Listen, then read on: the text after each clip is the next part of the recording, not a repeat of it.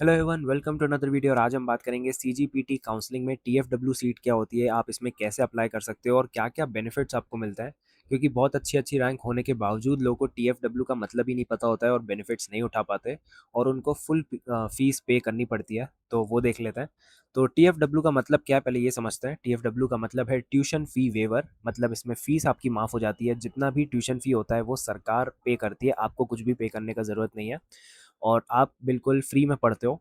लेकिन इसमें सिर्फ ट्यूशन फ़ी आपकी फ्री होती है, बाकी तो आपको देना पड़ता है। जैसे हॉस्टल का आपका कुछ भी खर्चा होगा या मेस का खर्चा होगा या एग्ज़ाम फ़ीस आप देते हो हर सेमेस्टर, तो वो भी इंक्लूडेड नहीं है, मतलब वो आपको अलग से देना पड़ेगा।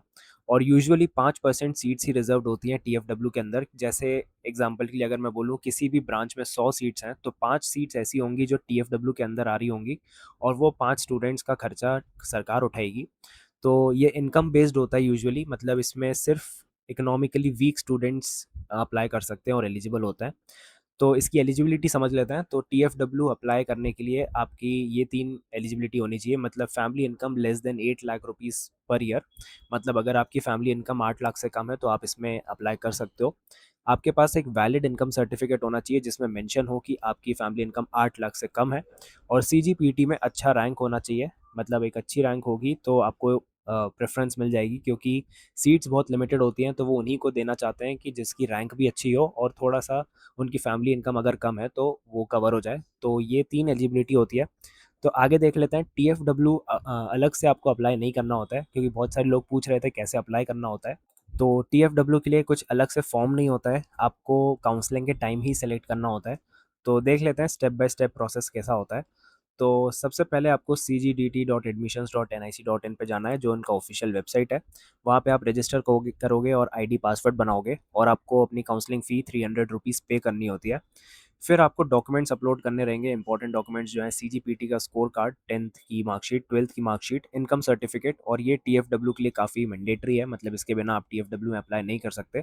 तो इनकम सर्टिफिकेट आपको ज़रूर डालना है, डोमिसाइल सर्टिफिकेट और कास्ट सर्टिफिकेट अगर आपका कोई भी कैटेगरी है, मतलब एससी एसटी ओबीसी, तो वो आप डाल सकते हो। फिर आता है चॉइस फिलिंग और यहीं पे आपको टीएफडब्ल्यू अप्लाई करना होता है। तो जैसे ही आप कॉलेज और ब्रांच सेलेक्ट करते हो तो हर ऑप्शन के साथ एक टीएफडब्ल्यू का ऑप्शन आता है, मतलब टीएफडब्ल्यू सीट और एक नॉर्मल सीट। तो ये 2 सीट होती हैं पूरी काउंसलिंग में। जैसे एग्जांपल के लिए मैं बोलूँ, जीसी रायपुर सीएससी अगर आप लेते हो तो पहले आपको टीएफडब्ल्यू डालना है और जीसी रायपुर सीएससी में नॉर्मल डालना है। तो ये दोनों आप फिल कर सकते हो और मैं तो रिकमेंड करूँगा आपको कि दोनों ही डालना, भले ही आपकी कितनी भी रैंक हो, क्योंकि अगर बाय लक आपको कुछ मिल गया अच्छा तो आप फ्री में पढ़ सकते हो। तो हमेशा टीएफडब्ल्यू डालना और सीएससी में नॉर्मल वाला भी आप डाल सकते हो। फिर आपका जो भी सीट अलॉटमेंट होता है वो आपकी रैंक के हिसाब से होता है। आपने जो भी चॉइस डाला है, जैसे जीसी रायपुर डाल दिया, फिर जीसी बिलासपुर डाल दिया, तो उसके हिसाब से आपकी सीट अलॉटमेंट होती है, जहाँ जहाँ भी सीट अवेलेबल हो। और उस पर सब डिपेंड करता है। तो क्योंकि यहाँ पे सीट्स 2 में डिवाइडेड है, जैसे टीएफडब्ल्यू सीट और नॉर्मल सीट, तो नॉर्मल सीट में आपको फुल फीस पे करनी पड़ेगी, लेकिन टीएफडब्ल्यू में सरकार पे करती है। फिर आपको चॉइस लॉक करनी होती है, मतलब फाइनल लिस्ट आप जो भी चॉइस अपनी फिल करोगे उसके बाद लॉक करना बहुत ज़रूरी है, क्योंकि अगर लॉक नहीं किया तो वो कंसीडर नहीं होगा, तो हमेशा लॉक कर देना। फिर बाद में आता है आपका सीट अलॉटमेंट। तो रिज़ल्ट आ जाएगा जब आपका राउंड 1 राउंड 2 का। तो उसमें अगर आपको टीएफडब्ल्यू सीट मिल गई तो आप ट्यूशन फ़ी पे नहीं करोगे, वो सरकार पे करेगी और आपको कुछ भी पे करने का ज़रूरत नहीं है। तो उसके लिए आपको कॉलेज में जाके डॉक्यूमेंट्स को वेरीफाई कराना होगा, तो ये फिजिकल डॉक्यूमेंट वेरिफिकेशन होगा और आपका एडमिशन कंफर्म हो जाएगा। तो ऐसे आपको टीएफडब्ल्यू सीट मिल जाएगी। इसमें कुछ भी कुछ अलग से नहीं करना है, इसमें आपको काउंसलिंग के समय ही अपना चॉइस फिलिंग के समय टीएफडब्ल्यू का ऑप्शन डाल देना है। अब इम्पॉर्टेंट टिप्स समझ लेते हैं कि क्या क्या चीज़ें हैं। तो हमेशा टीएफडब्ल्यू और नॉर्मल सीट्स को आपको फिल करना है, दोनों को फिल करना है, क्योंकि अगर टीएफडब्ल्यू नहीं मिला तो नॉर्मल तो मिलेगा ही। तो हमेशा टीएफडब्ल्यू डाल देना। दूसरी चीज़, जो टॉप कॉलेजेस हैं उनको ऊपर रखना, मतलब टीएफडब्ल्यू के लिए आपकी रैंक हाई होनी चाहिए। तो हमेशा टॉप कॉलेजेस को ऊपर रखना। इनकम सर्टिफिकेट हमेशा रेडी रखना, क्योंकि अगर इनकम सर्टिफिकेट आप अपलोड नहीं करते हो तो वो कंसीडर ही नहीं होगा और लेट हो जाओगे अगर अपलोड करने में तो भी रिजेक्ट हो जाएगा। और टीएफडब्ल्यू सीट्स बहुत लिमिटेड होती हैं, क्योंकि कंपटीशन इतना हाई है कि जो भी आप टीएफडब्ल्यू के लिए अप्लाई करोगे तो आपकी रैंक अच्छी होनी चाहिए, तभी आपको वो मिल पाएगा।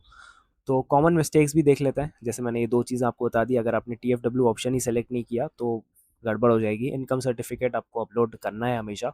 तीसरी चीज़ जो है कि सिर्फ आप एक ही चॉइस फिल करते हो या बहुत कम चॉइसेस फिल करते हो, तो उससे भी गड़बड़ हो सकती है। मतलब ऐसा हो सकता है कि आपका जो राउंड है वो वेस्ट हो जाए। तो हमेशा ज़्यादा से ज़्यादा चॉइसेस फिल करने की कोशिश करना, और चॉइस लॉक करना मत भूलना, फॉरगेट मत करना। मतलब चॉइस अगर आपने लॉक नहीं किया है तो वो कंसीडर नहीं होगा, तो हमेशा चॉइस लॉक करना जब भी फिलिंग आप कर दो। तो ऐसी अगर कुछ डाउट्स हों तो कमेंट्स में बताना, कोशिश करूँगा मैं रिज़ॉल्व कर दूँगा। और चॉइस फिलिंग में टीएफडब्ल्यू और नॉर्मल दोनों सेलेक्ट करना है आपको। अगर टीएफडब्ल्यू नहीं मिला तो नॉर्मल तो मिल ही जाएगा, इस आपको माइंडसेट से करना है। तो ऐसी ही वीडियोज़ आते रहेंगे। Thank you.